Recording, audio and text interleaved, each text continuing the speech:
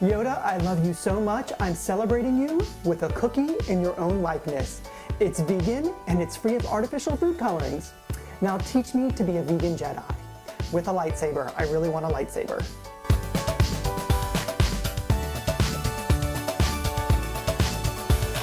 You do not need artificial food colorings to make these Yoda shortbreads green, I promise. So in this bowl, I've already got half a cup of Earth Balance, and I use these vegan buttery sticks. They work perfectly for this cookie. Then 1/3 cup of sugar, and then we can get to our magical green ingredient. And that is 1 tablespoon of matcha green tea. Now act like you're training to be a Jedi baker and cream this mixture together with a whisk.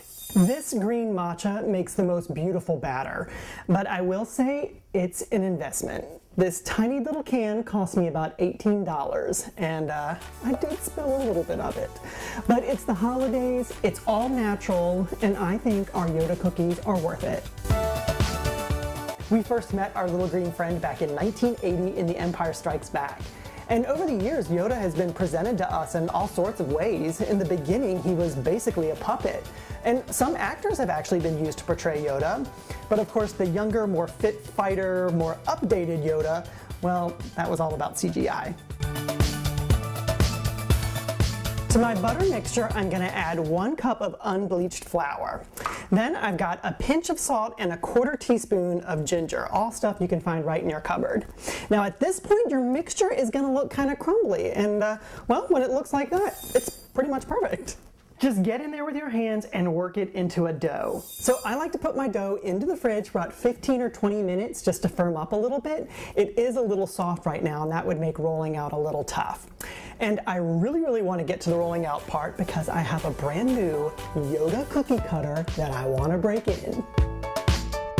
One of my most memorable Christmases was when I got my Darth Vader carrying case for all my action figures. And of course, one of my favorite action figures was Yoda, even though he was missing an ear because we also got a puppy that year for Christmas.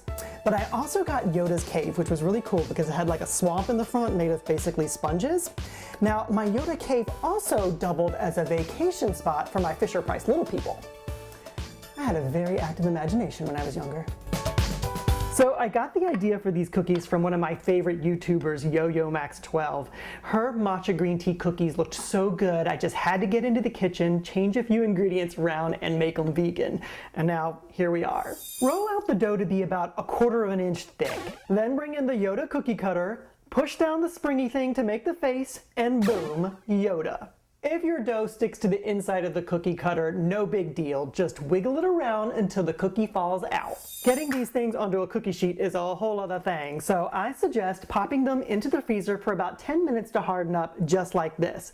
Then you can remove the excess, pop them onto a cookie sheet, into the oven, 325 degrees for about 22 to 25 minutes, and Star Wars movie night is right around the corner.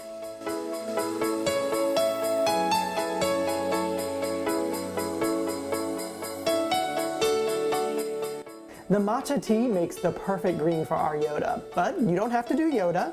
You could also make little green Christmas trees, or even at Halloween, you could make a green Frankenstein. It's all natural, no artificial food colorings. Now, don't bite into these cookies thinking they're super sweet, because they're not. And the matcha flavor is pretty unique, but I love it, and I hope you will too. So if you're making these for Christmas, have a happy vegan Christmas. If you're making them for Star Wars, may the vegan force be with you.